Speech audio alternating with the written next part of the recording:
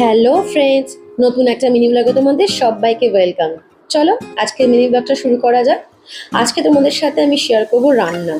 Finally কেন বলছি, কারণ লাস্ট মিনি ব্লগে তোমাদের বলেছিলাম না যে মা প্রচুর রান্না দিয়ে দিয়েছে। সেই রান্না আমার 3 দিন ধরে চলেছে, কারণ যা কিছু আমরা জামাই ষষ্ঠীতে খেয়েছি সে সমস্ত আইটেম মা দিয়েছে। তাহলে কি করে রান্না করার সুযোগ পাবো বলো তো। যাই হোক, আজকে ফাইনালি আমি রান্না বান্না করবো, যাতে ব্লগও করছি। সুমি চা বিস্কিট খেয়ে আজকে অফিসে বেরিয়েছে। ব্রেকফাস্ট বললো কিছুতেই সে করবে না, জোর করে করাতেও পারলাম না।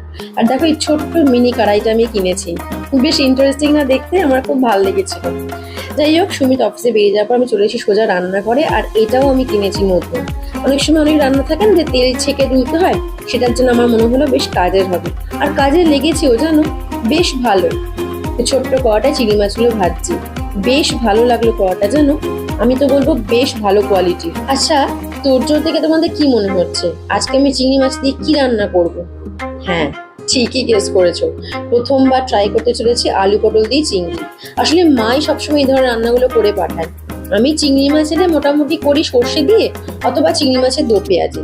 আমি এটা কখনো ট্রাই করিনি, ভাবলাম করে দেখি কেমন হয়।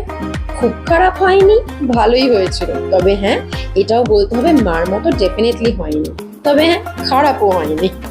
তো যাই হোক, চিংড়ি মাছগুলো বেশ বড় বড়, তো ভাবলাম একটু অন্যরকম ভাবে ট্রাই করা যাক। তো আলু পটল দিয়ে ডালনা ট্রাই করেছিলাম আজকে। তো রান্না তো মোটামুটি শেষের দিকে, দেখতেই পাচ্ছ। আজকে শেয়ার করবো তোমাদের সাথে আমার গাছের কিছু আপডেট।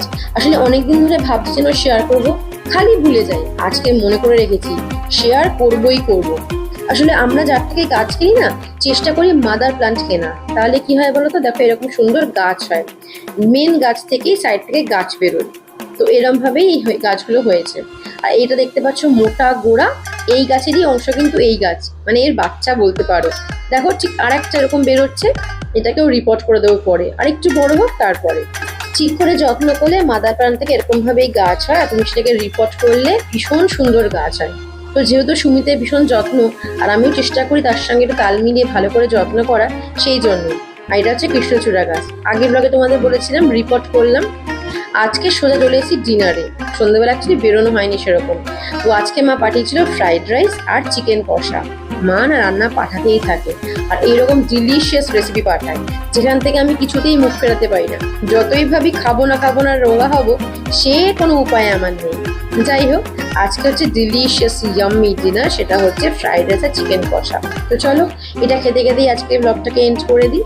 যদি কিছু ভালো লাগে তাহলে লাইক করো, শেয়ার করো আর সাবস্ক্রাইব করে দিও চ্যানেলটাকে।